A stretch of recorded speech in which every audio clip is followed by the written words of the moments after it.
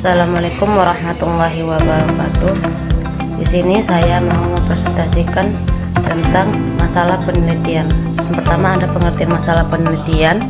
Masalah ini yaitu sesuatu yang harus diselesaikan atau dipecahkan.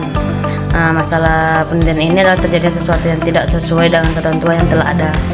Jadi problem yang akan muncul apabila terjadi kesenjangan antara das solen atau apa yang seharusnya dengan das sem, apa yang terjadi pada kenyataan. Jadi perbedaan antara harapan dengan kenyataan ya, sehingga penelitian ini akan mempermasalahkan kesenjangan, kelainan atau problem tersebut. Sebagai contoh, masalah yang timbul dalam bidang pendidikan yang mempertanyakan hubungan antara metode pengajaran dengan penguasaan suatu percakapan. Terus seseorang peneliti sebelum menentukan bagaimana penelitian bisa dilakukan, terlebih dahulu harus menentukan masalah apa saja yang bisa diteliti. Contohnya masalah penelitian bisa didefinisikan sebagai penyataan yang mempermasalahkan suatu variabel, hubungan antara variabel pada suatu fenomena, sedangkan variabel didefinisikan sebagai pembeda atau sesuatu dengan yang lain.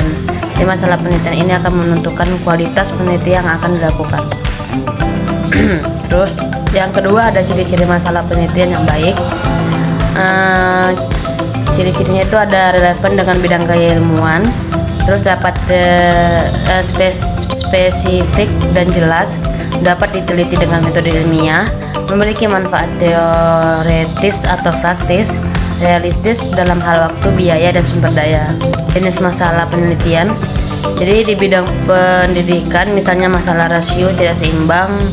Terus di bidang kekeluargaan misalnya masalah otoritas, disiplin, masalah hubungan kekerabatan atau pengambil keputusan dalam keluarga. Terus di bidang agama misalnya masalah hubungan antar umat beragama, hubungan agama dan politik. Terus di bidang perekonomian misalnya masalah industrialisasi, pemasaran, inflasi, modal dan perusahaan asing. Lanjut di sumber masalah.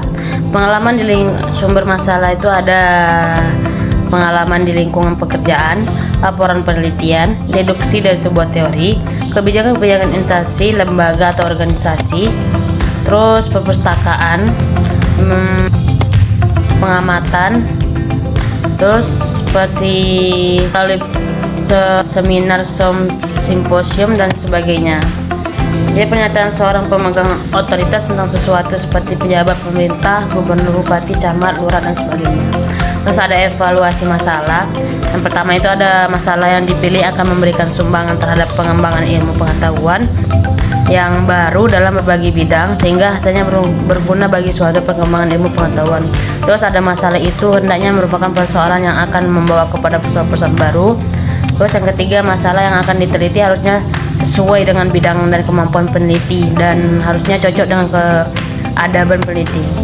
Ada pertimbangan yang harus dikedepankan dalam memilih masalah penelitian. Yang pertama, masalah yang diteliti hendaknya bertalian dengan konsep-konsep yang pokok, metode cerita dalam pelajaran agama Islam di SMP Negeri 5 Yogyakarta. Terus fokus penelitian, menetapkan fokus permasalahan yang disarankan oleh informan, menetapkan fokus berdasarkan domain, menetapkan fokus yang memiliki nilai temuan untuk pengembangan ilmu, dan menetapkan fokus berdasarkan permasalahan yang terkait dengan teori-teori yang ada. Untuk bentuk rumusan masalah penelitian, rumusan masalah dalam penelitian adalah bentuk pertanyaan yang akan mengarahkan peneliti untuk mengumpulkan data di lapangan. Bentuk rumusan masalah penelitian itu tersebut ialah deskriptif, adalah rumusan masalah yang mengarahkan peneliti untuk mengeksplorasi atau memotret situasi sosial yang akan diteliti secara menyeluruh. Contohnya, bagaimana program pendidikan agama Islam itu di Indonesia. Rumus masalah komparatif adalah rumus masalah yang akan mengarahkan peneliti untuk membandingkan antara konteks sosial atau domain satu dibandingkan dengan domain lainnya. Contohnya, adakah perbedaan prestasi belajar pendidikan agama Islam siswa SMN 1 Yogyakarta antara siswa yang berasal dari SD negeri dengan siswa yang berasal dari madrasah ibtidaiyah negeri. Terus ada rumusan masalah asosiatif atau hubungan adalah rumusan masalah yang akan memandu peneliti untuk mengonstruksikan hubungan antara situasi sosial atau domain yang dengan lainnya. Masalah model ini dibagi dalam 3 macam, yaitu hubungan simetris, hubungan kausal, hubungan resiprokal. Contoh hubungan simetris yaitu hubungan antara kupu-kupu yang datang ke rumah dengan kedatangan tamu. Adakah hubungan antara kejatuhan cecak dan musibah? Adakah hubungan antara menabrak kucing dan kemungkinan mendapat kecelakaan? Adakah hubungan antara puasa sunnah yang sama dengan hasil belajar anak? Contoh hubungan kausal adalah pengaruh insentif terhadap kinerja guru. Adakah pengaruh kepemimpinan kepala sekolah dengan kedisiplinan guru? Dan contoh hubungan resiprokal adalah hubungan antara banyaknya radio di pedesaan dengan jenjang pendidikan masyarakat. Hubungan ini merupakan hubungan interaktif karena adanya radio, maka masyarakat lebih terbuka mendapat berbagai informasi. Dengan informasi ini, maka aspirasi untuk memperoleh pendidikan semakin tinggi. Kemudian dengan pendidikan tinggi akan memperoleh pekerjaan dengan penghasilan yang memadai, sehingga dapat digunakan untuk membeli radio. Bagaimana hubungan antara peran orang tua, guru, dan murid dalam membentukkan kepribadian? Oke, terima kasih. Segitu saja presentasi dari saya. Lebih dan kurang mohon maaf. Assalamualaikum warahmatullahi wabarakatuh.